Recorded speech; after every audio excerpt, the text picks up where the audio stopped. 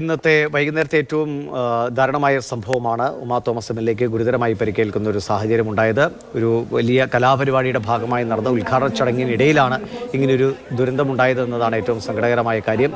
ഏകദേശം ഒരു 15 അടിയിലേറെ താഴ്ചയിലേക്ക് ഈ സ്റ്റേജിൽ നിന്ന് ഉമാ തോമസ് എം.എൽ.എ താഴേക്ക് വീഴുകയായിരുന്നു. അങ്ങനെയാണ് പരിക്ക് പറ്റിയത്. ഉടനടി തന്നെ ആശുപത്രിയിലേക്ക് കൊണ്ടുപോയി വിദഗ്ധ ചികിത്സ നൽകി വരുന്നു. അടുത്ത 24 മണിക്കൂർ നിരീക്ഷണത്തിൽ വെച്ച ശേഷം മാത്രമേ ആരോഗ്യസ്ഥിതി സ്റ്റേബിൾ ആണോ എന്നതിനെക്കുറിച്ച് കൂടുതൽ കാര്യങ്ങൾ പറയാൻ കഴിയൂ എന്നാണ് ഡോക്ടർമാർ അറിയിച്ചത്. നിലവിലുള്ള പരിക്കുകൾ തലച്ചോറിന് ക്ഷതമേറ്റിട്ടുണ്ട്, ശ്വാസകോശത്തിന് പരിക്കുണ്ട്, മുഖത്തെ അസ്ഥിക്ക് ചെറിയ പൊട്ടലുണ്ട്, കഴുത്തിനോട് ചേർന്നുള്ള ഭാഗത്തെ നട്ടലിന് ചെറിയ പരിക്കുണ്ട്.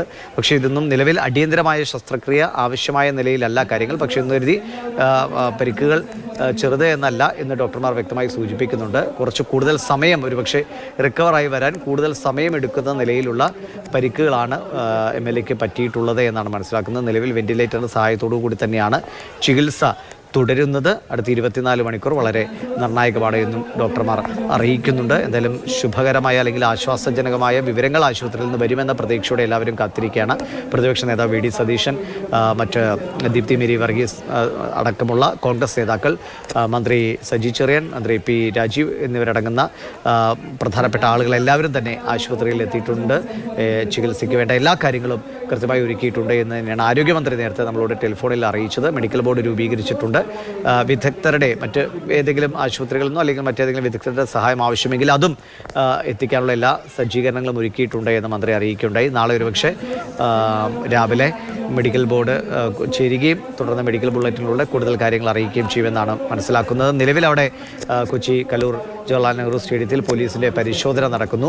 ജില്ലാ പോലീസ് അധികാരികൾ എല്ലാവരും തന്നെയുണ്ട്. അവിടെ സ്റ്റേജ് അളക്കുന്നതടക്കമുള്ള കാര്യങ്ങളാണ് നടക്കുന്നത്. അതിൽ ഏറ്റവും പ്രധാനപ്പെട്ട ഒരു കാര്യം, മന്ത്രി അടക്കം പങ്കെടുക്കുന്ന പരിപാടിയാണ്.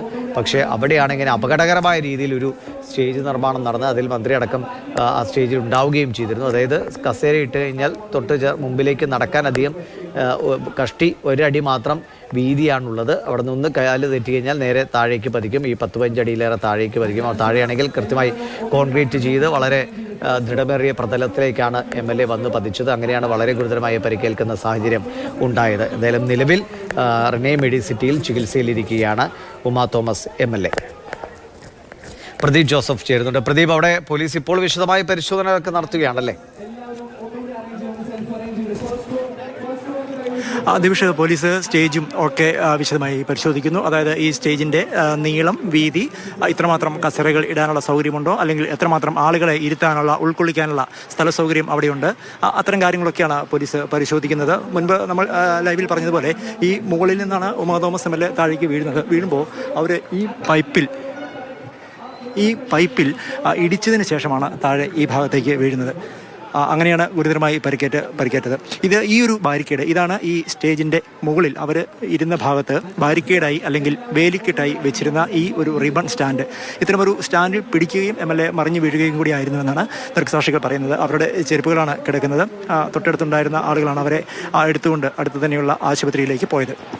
അതേസമയം സംഘാടകർക്കെതിരെ നിലവിൽ കേസോ കാര്യങ്ങളോ പോലീസ് എടുത്തിട്ടില്ല. പ്രാഥമികമായ അന്വേഷണമാണ് ഇപ്പോൾ നടന്നുകൊണ്ടിരിക്കുന്നത്. അതിനുശേഷം മാത്രമേ ഇത്തരം കാര്യങ്ങളിലേക്ക് കടക്കുകയുള്ളൂ. സിറ്റി പോലീസ് കമ്മീഷണർ ഉൾപ്പെടെയുള്ളവർ സ്ഥലത്തെത്തി പരിശോധനകളും മറ്റും വീക്ഷിച്ച ശേഷം, അല്ലെങ്കിൽ സ്റ്റേജ് വീക്ഷിച്ച ശേഷം അദ്ദേഹം മടങ്ങി. ഈ അപകടം നടക്കുമ്പോൾ ഈ പരിപാടിയിൽ അദ്ദേഹം ഉൾപ്പെടെ പങ്കെടുക്കുന്നുണ്ടായിരുന്നു. ADGP S. ശ്രീജിത്ത് ഉൾപ്പെടെയുള്ള ഉന്നത ഉദ്യോഗസ്ഥരുമുണ്ടായിരുന്നു. അത്തരത്തിൽ മുതിർന്ന ഉദ്യോഗസ്ഥരും മന്ത്രിയും MP-മാരും MLA-മാരും ഒക്കെ പങ്കെടുക്കുന്ന ഒരു പരിപാടിയിലാണ് ഇത്തരത്തിൽ ഒരു അപകടം ഉണ്ടായത് എന്നതാണ് ഏറെ ഖേദകരമായ ഒരു കാര്യം എന്നോട് പറയാവുന്നത്.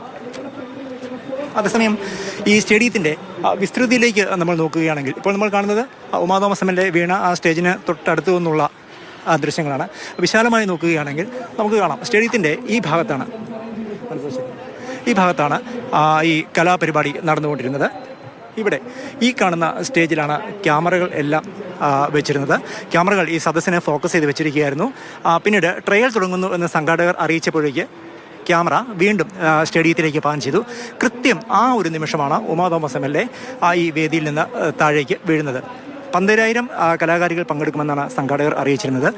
12,000 കലാകാരികൾ പങ്കെടുക്കുമെന്ന് പറയുമ്പോൾ നമുക്കറിയാം, അത് കാണാനും അവർക്കൊപ്പമൊക്കെ ഏതാണ്ടൊരു 5,000 പേരെ ഏറ്റവും കുറഞ്ഞത് കൂട്ടാൻ സാധിക്കും. ഒരു 17,000 അല്ലെങ്കിൽ 20,000-ഓളം പേരെങ്കിലും ഈ സ്റ്റേഡിയത്തിൽ ഉണ്ടായിരുന്നു എന്ന് തന്നെ വേണം കരുതാൻ. എന്തായിരുന്നാലും മറ്റ് തിക്ക് തിരക്ക് അത്തരം അനിഷ്ട സംഭവങ്ങളൊന്നും ഉണ്ടായില്ല.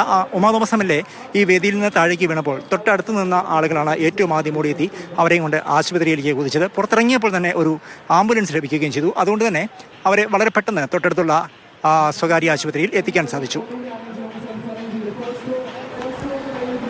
പ്രദീപ് ജോസഫാണ് കൊച്ചിയിൽ നിന്ന് വിവരങ്ങൾ നൽകിയത്. കൊച്ചിയിൽ കലൂർ ജവഹർലാൽ നെഹ്റു സ്റ്റേഡിയത്തിൽ ഇപ്പോൾ പോലീസിൻ്റെ വിദഗ്ധ പരിശോധനകൾ നടക്കുന്നു. അതിനുശേഷം സുരക്ഷ പോലീസ് കാര്യങ്ങൾ ഒരു ഔദ്യോഗികമായി പ്രതികരണം അറിയിക്കുമെന്ന് കരുതാം. നേരത്തെ പ്രതികരണം തേടിയപ്പോൾ കാര്യമായി ഒന്നും പറയാൻ തയ്യാറായിരുന്നില്ല.